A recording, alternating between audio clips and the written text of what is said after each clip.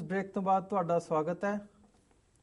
Doctor ਸਾਹਿਬ ਅਸੀਂ ਅਗਲਾ message ਪੜ੍ਹਦੇ ਹਾਂ। ਹਾਂਜੀ। ਵੀਰ ਕਮਲਜੀਤ ਸਿੰਘ ਜੀ ਲਿਖਦੇ ਹਨ, ਡਾਕਟਰ ਸਾਹਿਬ ਵਾਹਿਗੁਰੂ ਜੀ ਤੁਹਾਨੂੰ ਚੜ੍ਹਦੀ ਕਲਾ ਵਿੱਚ ਰੱਖਣ ਤੇ ਅਸੀਂ ਸਾਰੇ ਆਪਣੇ ਕੌਮੀ ਘਰ ਵੱਲ ਵੱਧਦੇ ਰਹੀਏ। ਅੱਗੇ ਵੀਰ ਜਸਵਿੰਦਰ ਸਿੰਘ ਜੀ ਗਿੱਲ ਲਿਖਦੇ ਹਨ, ਵੀਰ ਜੀ ਤੁਸੀਂ ਬਹੁਤ ਵਧੀਆ ਐਕਸਪਲੇਨੇਸ਼ਨ ਦਿੱਤੀ ਹੈ। ਇਹ ਭਗੌੜੇ ਸਿੱਖਾਂ ਨੂੰ ਚੰਗੀ ਤਰ੍ਹਾਂ ਸਮਝਾਉਂਦਾ ਹੈ ਕਿ ਮਹਾਨ ਸਿੱਖ ਸੰਤ ਜਰਨੈਲ ਸਿੰਘ ਜੀ ਭਿੰਡਰਾਂਵਾਲੇ ਦਾ ਕੀ ਸਿਧਾਂਤ ਸੀ ਜਿਸ ਲਈ ਉਹਨਾਂ ਨੇ ਸ਼ਹੀਦੀ ਦਿੱਤੀ।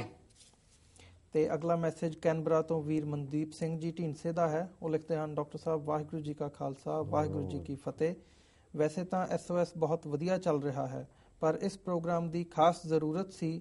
ਜਾਣਕਾਰੀ ਉਹਨਾਂ ਲਈ ਬਹੁਤ ਵਧੀਆ ਸਾਬਿਤ ਹੋਵੇਗੀ ਜਿਨ੍ਹਾਂ ਨੇ ਆਪਣੀ ਅਕਲ ਦਾ ਭੋਗ ਪਾਇਆ ਹੋਇਆ ਹੈ ਜਾਂ ਉਹਨਾਂ ਨੇ ਇੰਨੇ ਮਹੱਤਵਪੂਰਨ ਮੁੱਦੇ ਦੀ ਡੂੰਘਾਈ ਨਾਲ ਘੋਖ ਕਰਨ ਦੀ ਕੋਸ਼ਿਸ਼ ਹੀ ਨਹੀਂ ਕੀਤੀ ਹੁੰਦੀ। ਪਰ ਜਦੋਂ ਕੋਈ ਗੱਲ ਚੱਲਦੀ ਹੈ ਤਾਂ ਉਹ ਆਪਣੇ ਵਿਰੋਧੀਆਂ ਦੇ ਪ੍ਰੋਪੇਗੰਡੇ ਨੂੰ ਅੱਗੇ ਤੋਰਦੇ ਹੋਏ ਆਪਣੇ ਆਪ ਨੂੰ ਸਿਆਣੇ ਹੋਣ ਦੀਆਂ ਥਾਪੀਆਂ ਦਿੰਦੇ ਹੋਏ ਨਹੀਂ ਥੱਕਦੇ, ਜਿਵੇਂ ਉਹਨਾਂ ਨੂੰ ਹੀ ਬਹੁਤ ਮਿਹਨਤ ਕਰਕੇ ਇਹ ਪਤਾ ਲੱਗਾ ਹੋਵੇ। ਕਾਂਗਰਸ ਦੇ ਏਜੰਟ ਵਾਲੀ ਗੱਲ ਇਹਨਾਂ ਵਿੱਚ ਕਾਫੀ ਪ੍ਰਚਲਿਤ ਹੈ। ਹਾਂਜੀ ਡਾਕਟਰ ਸਾਹਿਬ, ਅਸੀਂ ਨਾ ਵੀਰ ਜਸਵਿੰਦਰ ਸਿੰਘ ਗਿੱਲ, ਮਨਦੀਪ ਸਿੰਘ ਢੀਂਡਸਾ ਇਹਨਾਂ ਦਾ ਧੰਨਵਾਦ ਕਰਦੇ ਹਾਂ। ਹਾਂਜੀ, ਇਹਨਾਂ ਨੇ ਜਿਹੜਾ ਸੀ ਖਾਸ ਫੀਚਰ ਪ੍ਰੋਗਰਾਮ 12 ਫਰਵਰੀ ਨੂੰ ਸੰਤ ਭਿੰਡਰਾਂਵਾਲਿਆਂ ਦੇ ਜਨਮ ਦਿਨ ਤੇ ਕੀਤਾ ਹੈ ਇੰਟਰਵਿਊ ਫਾਰਮ 'ਚ। ਹਾਂਜੀ ਹਾਂਜੀ, ਉਸ ਦੇ ਉੱਤੇ ਟਿੱਪਣੀਆਂ ਨੇ।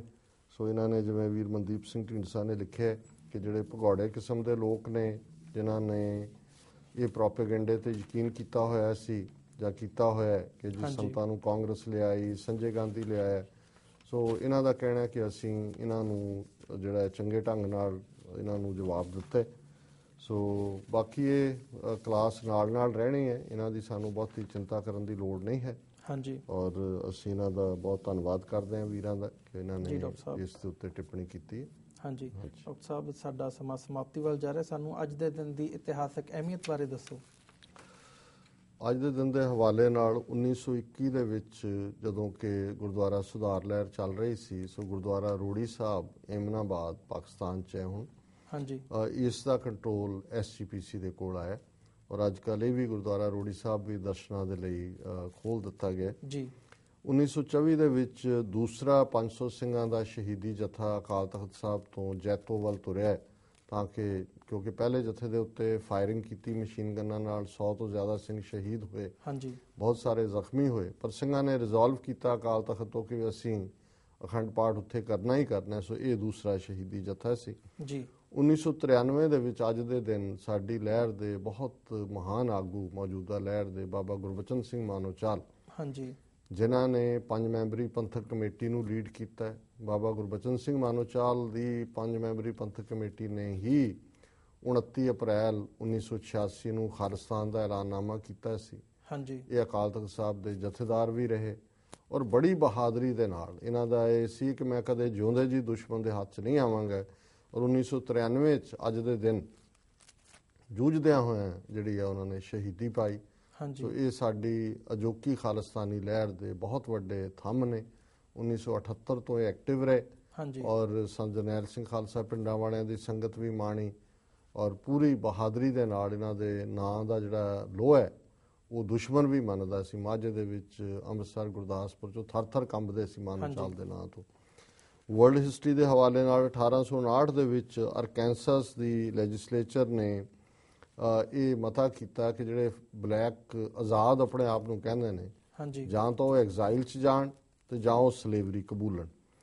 1924 ਦੇ ਵਿੱਚ ਅਮਰੀਕਾ ਨੇ ਜਿਹੜੀ ਹੋਂਡੂਰਸ ਦੇ ਵਿੱਚ ਆਪਣੀ ਇੰਟਰਵੈਂਸ਼ਨ ਕੀਤੀ।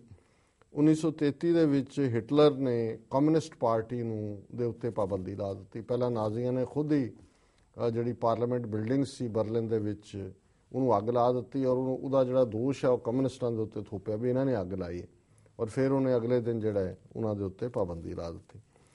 1935 ਦੇ ਵਿੱਚ ਡਾਕਟਰ ਵਾਲਿਸ ਨੇ ਨਾਈਲਨ, ਅੱਜ ਜਦੋਂ ਅਸੀਂ ਨਾਈਲਨ ਦੀਆਂ ਜਰਾਬਾਂ ਪਾਉਂਦੇ ਹਾਂ, ਕਿੰਨੇ ਕੱਪੜੇ ਨਾਈਲਨ ਦੇ ਬਣੇ, ਇਹ ਡਾਕਟਰ ਵਾਲਿਸ ਨੇ ਨਾਈਲਨ ਜਿਹੜੀ ਹੈ ਉਹ ਡਿਸਕਵਰ ਕੀਤੀ। 2003 ਦੇ ਵਿੱਚ UN ਦਾ ਜਿਹੜਾ ਵੈਪਨ ਚੀਫ ਸੀ ਉਹਨੇ ਬਿਲਕੁਲ ਜਿਹੜਾ ਉਹ ਕਲੀਨ ਕੀਤਾ, ਕਲੀਅਰੈਂਸ ਦਿੱਤੀ ਇਰਾਕ ਨੂੰ ਕਿ ਉਹਦੇ ਕੋਲ ਵੈਪਨਸ ਆਫ ਮਾਸ ਡਿਸਟਰਕਸ਼ਨ ਨਹੀਂ ਨੇ। ਪਰ ਬੁਸ਼ ਨੇ ਉਸ ਵੇਲੇ ਜਿਹੜਾ secretary of state C general Powell, ਉਹਦੇ ਨਾਲ ਮਿਲ ਕੇ ਔਰ ਆਪਣੀ ਐਂਬੈਸਡਰ ਰਾਹੀਂ ਇਹ ਝੂਠ ਬੋਲਿਆ ਕਿ ਇਰਾਕ ਤੇ ਹਮਲਾ ਇਸ ਲਈ ਜ਼ਰੂਰੀ ਹੈ ਕਿਉਂਕਿ ਉਹਦੇ ਕੋਲ ਵੈਪਨਸ ਆਫ ਮਾਸ ਡਿਸਟਰਕਸ਼ਨ ਨੇ। ਨਤੀਜੇ ਦੇ ਤੌਰ ਤੇ ਇਰਾਕ ਤੇ ਹਮਲਾ ਕੀਤਾ ਗਿਆ, ਉੱਥੋਂ ਨਹੀਂ ਮਿਲੇ, ਜੇ ਮਿਲਦੇ ਤਾਂ ਫਿਰ ਇਹ ਜਾਣ ਨਾਲ ਡੇਅਰ ਕਰਦੇ। ਸੋ ਇਹ ਵੀ ਇੱਕ ਵੱਡਾ ਇਤਿਹਾਸਕ ਝੂਠ ਹੈ ਕਿ ਇਹਦੇ ਬਾਵਜੂਦ ਕਿ UN ਦੇ ਵੈਪਨ ਚੀਫ ਨੇ ਕਲੀਅਰੈਂਸ ਦਿੱਤੀ ਸੀ ਵੀ ਉਹਦੇ ਕੋਲ ਨਹੀਂ ਨੇ, ਅਮਰੀਕਾ ਨੇ ਝੂਠੀ ਐਵੀਡੈਂਸ ਕ੍ਰੀਏਟ ਕਰਕੇ ਇਰਾਕ ਦੇ ਉੱਤੇ ਹਮਲਾ ਕੀਤਾ। 2011 ਦੇ ਵਿੱਚ ਵਰਲਡ ਵਾਰ ਪਹਿਲੀ ਦਾ ਜਿਹੜਾ ਲਾਸਟ ਸਰਵਾਈਵਿੰਗ ਵੈਟਰਨ ਸੀ, ਉਹਦਾ ਨਾਮ ਫਰੈਂਕ ਬਕਲਸ, ਉਹ 114 ਸਾਲ ਦੀ ਉਮਰ 'ਚ ਵੈਸਟ ਵਰਜੀਨੀਆ ਦੇ ਵਿੱਚ ਉਸ ਦੀ ਮੌਤ ਹੋਈ। ਔਰ 2013 ਦੇ ਵਿੱਚ ਸਾਇੰਟਿਸਟ ਨੇ ਇਸ ਗੱਲ ਦਾ ਸਬੂਤ ਲੱਭਿਆ ਕਿ ਜਿਹੜੇ ਮੈਂਟਲ ਡਿਸਆਰਡਰ ਨੇ, ਉਹ ਭਾਵੇਂ ਸਕਿਜ਼ੋਫਰੀਨੀਆ ਹੈ, ਭਾਵੇਂ ਉਹ ਡਿਪਰੈਸ਼ਨ ਹੈ, ਭਾਵੇਂ ਉਹ ਆਟਿਜ਼ਮ ਹੈ, ਇਹ ਸਾਰੇ ਜਿਹੜੇ ਨੇ ਇਹਦਾ ਜੀਨ ਦੇ ਨਾਲ ਸੰਬੰਧ ਜੁੜਦਾ ਕਿ ਜੈਨੇਟਿਕ ਨੇ, ਜੀਨ ਦੇ ਵਿੱਚ ਇਹ ਬਿਮਾਰੀਆਂ ਜਿਹੜੀਆਂ ਨੇ ਅਗਲੀ ਜਨਰੇਸ਼ਨ ਨੂੰ ਜਾਂਦੀਆਂ ਨੇ। ਇਹ 2013 ਦੇ ਵਿੱਚ ਇਹ ਸਾਰੀਆਂ ਜਿਹੜੀਆਂ ਨੇ ਰਿਸਰਚਸ ਇਹ ਸਾਹਮਣੇ ਆਈਆਂ। ਹਾਂਜੀ ਡਾਕਟਰ ਸਾਹਿਬ ਮੈਂ ਤੁਹਾਡੇ ਕੋਲੋਂ ਇੱਕ ਸਵਾਲ ਪੁੱਛਣਾ ਚਾਹੁੰਦਾ ਜੀ। ਅੱਜ ਅਮਰੀਕੀ ਸਟੇਟ ਡਿਪਾਰਟਮੈਂਟ ਦੀ ਇੱਕ ਰਿਪੋਰਟ ਵਿੱਚ ਉਹਨਾਂ ਨੇ ਕਿਹਾ ਕਿ ਭਾਰਤ ਵਿੱਚ ਪੁਲਿਸ ਦੀਆਂ ਜ਼ਿਆਦਤੀਆਂ ਤੇ ਹੋਰ ਮਨੁੱਖੀ ਅਧਿਕਾਰਾਂ ਦੀਆਂ ਉਲੰਘਣਾਵਾਂ ਦੇ ਵੇਰਵੇ ਨਾਲ ਜ਼ਿਕਰ ਕੀਤਾ ਗਿਆ ਹੈ ਉਸ ਰਿਪੋਰਟ ਦੇ ਵਿੱਚ। ਤੇ ਸਾਨੂੰ ਇਸ ਰਿਪੋਰਟ ਬਾਰੇ ਦੱਸੋ ਕਿ ਕੀ ਹੈ ਕੀ ਇਹ ਰਿਪੋਰਟ। ਦੇਖੋ, US ਦਾ state department annual country report ਕੱਢਦਾ ਹੈ ਵੀ ਕਿਸ ਦੇਸ਼ 'ਚ ਕੀ ਹੋ ਰਿਹਾ ਹੈ। ਹਾਂਜੀ। ਇਸ ਤੋਂ ਇਲਾਵਾ ਜਿਹੜਾ United States commission on international religious freedom ਹੈ, ਉਹ ਧਾਰਮਿਕ ਆਜ਼ਾਦੀ ਦੇ ਹਵਾਲੇ ਨਾਲ ਰਿਪੋਰਟ ਕੱਢਦਾ ਹੈ। ਸੋ ਜਿਹੜੀ ਅੱਜ ਦੀ ਮੇਨ ਖਬਰ ਹੈ ਕਿ ਜੌਨ ਕੈਰੀ, ਜਿਹੜਾ ਕਿ ਸੈਕਟਰੀ ਆਫ ਸਟੇਟ ਹੈ ਅਮਰੀਕਾ ਦਾ, ਹਾਂਜੀ, ਉਹਨੇ ਜਿਹੜੀ ਭਾਰਤ ਦੇ ਹਵਾਲੇ ਨਾਲ ਉਹਦੀ ਜਿਹੜੀ ਰਿਪੋਰਟ ਹੈ ਇਹ ਕਾਂਗਰਸ ਮੈਂਡੇਟਡ ਹੈ। ਇਹ ਕੋਈ ਐਵੇਂ ਕਿਸੇ NGO ਦੀ ਕੱਢੀ ਰਿਪੋਰਟ ਨਹੀਂ ਹੈ। ਔਰ ਮੈਂ ਉਹਦੀ ਓਰੀਜਨਲ ਪੜ੍ਹਨਾ ਚਾਹਾਂਗਾ ਕਿ ਜਿਹਦੇ 'ਚ ਉਹਨਾਂ ਨੇ ਕਿਹਾ, ਔਰ ਇੱਕ ਕੋਟ ਹੈ ਜੌਨ ਕੈਰੀ ਦੀ, the most significant human rights problems were police and security force abuses including extrajudicial killings, torture and rape, widespread corruption at all levels of government, leading to denial of justice and separatist, insurgent and societal violence। ਇਹ ਹੁਣ ਉਸ report ਦਾ ਕਰਕਸ ਹੈ।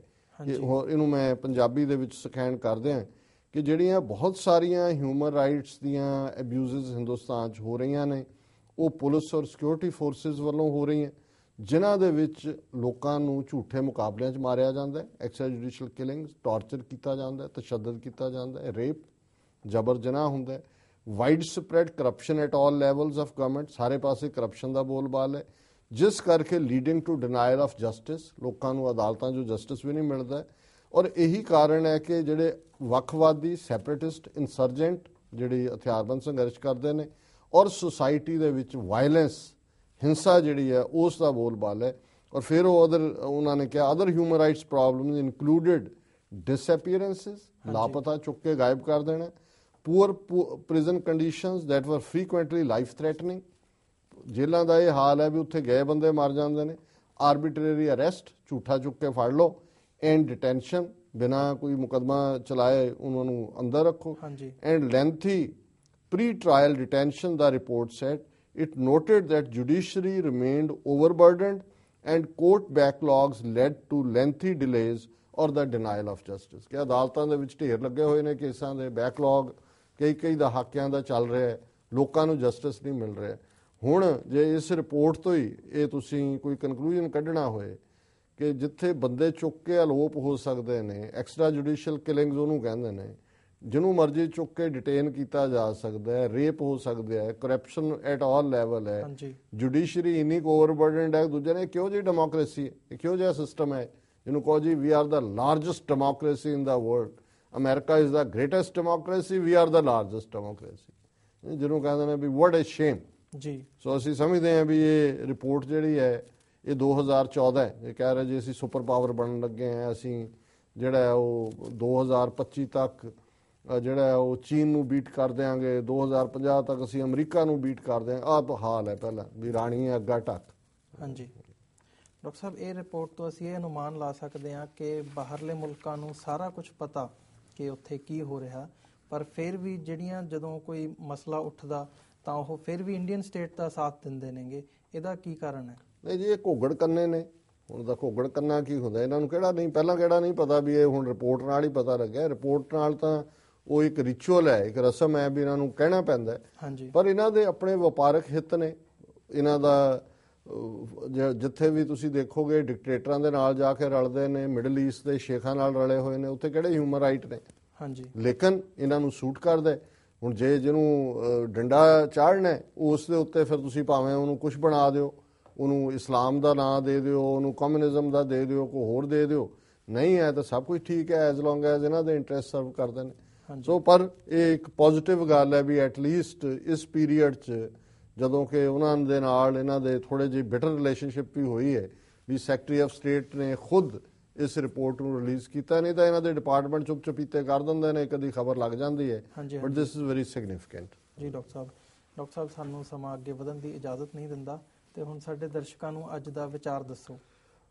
ਅੱਜ ਦੇ ਵਿਚਾਰ ਲਈ ਅਸੀਂ ਅੰਮ੍ਰਿਤ ਕੀਰਤਨ ਪੋਥੀ ਚੋਂ ਪੇਜ ਨੰਬਰ 67 ਤੇ 5ਵੇਂ ਪਾਤਸ਼ਾਹ ਦਾ ਸ਼ਬਦ ਹੈ, ਕਰ ਕਿਰਪਾ ਮੇਰੇ ਪ੍ਰੀਤਮ ਸੁਆਮੀ, ਨੇੜ ਦੇਖੈ ਦਰਸ ਤੇਰਾ ਰਾਮ, ਲਾਖ ਜੇਵਾ ਦਿਓ ਮੇਰੇ ਪਿਆਰੇ, ਸੁਖ ਹਰ ਆਰਾਧੇ ਮੇਰਾ ਰਾਮ, ਹਰ ਆਰਾਧੇ ਜਮ ਪੰਥ ਸਾਧੇ, ਦੁਖ ਨਾ ਵਿਆਪੈ ਕੋਈ, ਜਲ ਥਲ ਮਈਲ ਪੂਰਨ ਸੁਆਮੀ, ਜਤ ਦੇਖਾਂ ਤਤ ਸੋਈ, ਭਰਮ ਮੋਹ ਵਿਕਾਰ ਨਾਠੇ, ਪ੍ਰਭ ਨੇਰ ਹੂੰ ਤੇ ਨੇਰਾ, ਨਾਨਕ ਕੋ ਪ੍ਰਭ ਕਿਰਪਾ ਕੀਜੈ, ਨੇੜ ਦੇਖੈ ਦਰਸ ਤੇਰਾ। ਹੁਣ ਜਿਵੇਂ ਗੁਰਬਾਣੀ ਦੇ ਵਿੱਚ ਆਧਾਰ ਰੱਬ ਨਾਲ ਮਿਲਣ ਦਾ ਪਿਆਰ ਹੈ ਕਿ ਜਿੱਥੇ ਤੁਸੀਂ ਆਪਣਾ ਸਾਰਾ ਮੋਹ ਮਾਣ ਤਾਣ ਆਪਣਾ ਹੰਕਾਰ ਸਭ ਕੁਝ ਛੱਡ ਕੇ ਰੱਬ ਦੇ ਸਾਹਮਣੇ ਆਜ਼ਜ਼ੀ ਦੇ ਨਾਲ ਨਿਮਰਤਾ ਦੇ ਨਾਲ ਆਪਣਾ ਆਪ ਰੱਬ ਨੂੰ ਭੇਟ ਕਰਕੇ ਉਸ ਦੇ ਹੋ ਜਾਂਦੇ ਹੋ, ਤੇ ਫਿਰ ਜੇ ਤੂੰ ਮੇਰਾ ਹੋਏ ਰਹੇ ਸਭ ਜਗ ਤੇਰਾ ਹੋਏ, ਫਿਰ ਨਿਰੰਕਾਰ ਵੀ ਆਪਣੇ ਗਲ ਨਾਲ ਲਾਉਂਦੇ ਨੇ। ਸੋ 5ਵੇਂ ਪਾਤਸ਼ਾਹ ਫਰਮਾਨ ਕਰਦੇ ਨੇ ਕਿ ਹੇ ਮੇਰੇ ਪ੍ਰੀਤਮ, ਹੇ ਮੇਰੇ ਪਿਆਰੇ, ਹੇ ਮੇਰੇ ਪਿਆਰ ਵਾਲੇ। ਪ੍ਰੀਤਮ ਸ਼ਬਦ ਲਵਡ ਵਨ ਦੇ ਲਈ ਅਸੀਂ ਇਸਤੇਮਾਲ ਕਰਦੇ ਹਾਂ, ਪਤੀ ਦੇ ਲਈ ਇਸਤੇਮਾਲ ਕਰਦੇ ਹਾਂ। ਕਰ ਕਿਰਪਾ ਮੇਰੇ ਪ੍ਰੀਤਮ ਸੁਆਮੀ, ਨੇੜ ਦੇਖੈ ਦਰਸ ਤੇਰਾ ਰਾਮ, ਕਿ ਮੈਂ ਤੈਨੂੰ ਨੇੜਿਓਂ ਦੇਖਾਂ, ਹਮੇਸ਼ਾ ਤੇਰੇ ਦਰਸ਼ਨ ਦੇ ਵਿੱਚ ਤੇਰੇ ਸਾਥ ਦੇ ਵਿੱਚ ਮੇਰਾ ਜੀਵਨ ਗੁਜ਼ਰੇ। ਲਾਖ ਜੇਵਾ ਦਿਓ ਮੇਰੇ ਪਿਆਰੇ, ਮੁਖ ਹਰ ਆਰਾਧੇ ਮੇਰਾ ਰਾਮ, ਕਿ ਮੇਰੀ ਇੱਕ ਜੀਭ ਨਹੀਂ, ਮੇਰੀਆਂ ਤੂੰ ਲੱਖਾਂ ਜ਼ਬਾਨਾਂ ਮੈਨੂੰ ਦੇ ਦੇ, ਲੱਖਾਂ ਜੀਭਾਂ ਦੇ ਦੇ, ਤਾਂ ਕਿ ਮੈਂ ਹਰ ਜੀਭ ਦੇ ਨਾਲ ਤੇਰਾ ਨਾਂ ਲਵਾਂ, ਹਰ ਜੀਭ ਦੇ ਨਾਲ ਮੈਂ ਤੈਨੂੰ ਯਾਦ ਕਰਾਂ। ਹਰ ਆਰਾਧੇ ਜਮ ਪੰਥ ਸਾਧੇ, ਦੁੱਖ ਨਾ ਵਿਆਪੈ ਕੋਈ, ਕਿਉਂਕਿ ਤੇਰਾ ਨਾਂ ਲੈਣ ਦੇ ਨਾਲ ਜ਼ਿੰਦਗੀ ਦੇ ਵਿੱਚ ਕੋਈ ਵੀ ਦੁੱਖ ਨਹੀਂ ਆਉਂਦਾ ਸਾਹਮਣੇ, ਇੱਕ ਆਨੰਦ ਦੀ ਹਾਲਤ ਰਹਿੰਦੀ ਹੈ। ਜਲ ਥਲ ਮਈਲ ਪੂਰਨ ਸੁਆਮੀ, ਜਤ ਦੇਖਾਂ ਤਤ ਸੋਈ, ਕਿ ਜੇ ਮੈਂ ਪਾਣੀ ਦੇ ਵਿੱਚ ਦੇਖਦਾ, ਜੇ ਮੈਂ ਧਰਤੀ ਤੇ ਦੇਖਦਾ, ਤੇ ਮੈਨੂੰ ਤਾਂ ਤੇਰੇ ਬਿਨਾਂ ਕੋਈ ਹੋਰ ਨਜ਼ਰ ਹੀ ਨਹੀਂ ਆਉਂਦਾ, ਹਰ ਥਾਂ ਤੂੰ ਹੀ ਹੈ, ਤੂੰ ਹੀ ਤੂੰ ਹੈ। ਤੇ ਅਖੀਰ ਚ ਗੁਰੂ ਸਾਹਿਬ ਨੇ ਫਰਮਾਇਆ, ਭਰਮ ਮੋਹ ਵਿਕਾਰ ਨਾਠੇ, ਪ੍ਰਭ ਨੇਰ ਹੂ ਤੇ ਨੇਰਾ, ਕਿ ਜੋ ਹੀ ਰੱਬ ਮੇਰੇ ਨੇੜੇ ਆਇਆ, ਰੱਬ ਦਾ ਮੈਨੂੰ ਸਾਥ ਮਿਲਿਆ, ਮੇਰੇ ਅੰਦਰੋਂ ਭਰਮ ਨਿਕਲ ਗਿਆ, ਡਾਊਟ, ਸਸਪੀਸ਼ਨ, ਮੋਹ ਅਟੈਚਮੈਂਟ, ਖਿੱਚ, ਵਿਕਾਰ ਮਨ ਦੇ ਵਿੱਚ ਨੈਗੇਟਿਵ ਗੱਲਾਂ, ਕਾਮ ਕ੍ਰੋਧ ਲੋਭ ਮੋਹ ਹੰਕਾਰ ਈਰਖਾ, ਕਿ ਜਿਉਂ ਹੀ ਮੈਨੂੰ ਰੱਬ ਦੀ ਨੇੜਤਾ ਹਾਸਲ ਹੋਈ, ਮੇਰੇ ਅੰਦਰੋਂ ਇਹ ਸਾਰੀਆਂ ਚੀਜ਼ਾਂ ਦੌੜ ਗਈਆਂ। ਨਾਨਕ ਕੋ ਪ੍ਰਭ ਕਿਰਪਾ ਕੀਜੈ, ਨੇੜ ਦੇਖੈ ਦਰਸ ਤੇਰਾ, ਕਿ ਹੇ ਨਿਰੰਕਾਰ, ਹੇ ਵਾਹਿਗੁਰੂ, ਇਵੇਂ ਹੀ ਆਪਣੀ ਕਿਰਪਾ ਮੇਰੇ ਸਿਰ ਦੇ ਉੱਤੇ ਰੱਖੋ, ਆਪਣਾ ਕਿਰਪਾ ਭਰਿਆ ਹੱਥ, ਤਾਂ ਕਿ ਮੈਂ ਇਸ ਤਰ੍ਹਾਂ ਹੀ ਤੇਰੇ ਦਰਸ਼ਨ ਨੂੰ ਦੇਖਾਂ, ਹਮੇਸ਼ਾ ਤੈਨੂੰ ਆਪਣੇ ਕਰੀਬ ਮਹਿਸੂਸ ਕਰਾਂ, ਤੇਰੇ ਬਿਨਾਂ ਮੈਨੂੰ ਕੋਈ ਹੋਰ ਨਜ਼ਰ ਨਾ ਆਏ। ਇਹ ਆਪਣੀ ਕਿਰਪਾ, ਆਪਣੀ ਬਖਸ਼ਿਸ਼, ਆਪਣਾ ਕਰਮ, ਆਪਣਾ ਤਰਸ ਮੇਰੇ ਤੇ ਕਰੋ। ਸੋ ਇਹ ਅੱਜ ਦਾ ਵਿਚਾਰ ਹੈ ਜੀ। ਡਾਕਟਰ ਸਾਹਿਬ ਤੁਹਾਡਾ ਬਹੁਤ ਬਹੁਤ ਧੰਨਵਾਦ। ਡਾਕਟਰ ਸਾਹਿਬ ਤੇ ਵਿਊਅਰਸ, ਹੁਣ ਸਾਡੇ ਪ੍ਰੋਗਰਾਮ ਦਾ ਸਮਾਂ ਇੱਥੇ ਹੀ ਸਮਾਪਤ ਹੁੰਦਾ ਹੈ। ਤੁਸੀਂ ਸਾਨੂੰ ਆਪਣੇ ਵਿਚਾਰ ਤੇ ਸੁਝਾਅ ਭੇਜਣਾ ਨਾ ਭੁੱਲਣਾ ਸਾਡੇ ਇਸ ਪਤੇ ਤੇ sos@tv84.tv। ਅਸੀਂ ਆਪਣਾ ਨਵਾਂ ਪ੍ਰੋਗਰਾਮ ਫੇਰ ਲੈ ਕੇ ਹਾਜ਼ਰ ਹੋਵਾਂਗੇ। ਤਦ ਤੱਕ ਲਈ ਸਾਨੂੰ ਦਿਓ ਆਗਿਆ। ਵਾਹਿਗੁਰੂ ਜੀ ਕਾ ਖਾਲਸਾ, ਵਾਹਿਗੁਰੂ ਜੀ ਕੀ ਫਤਿਹ।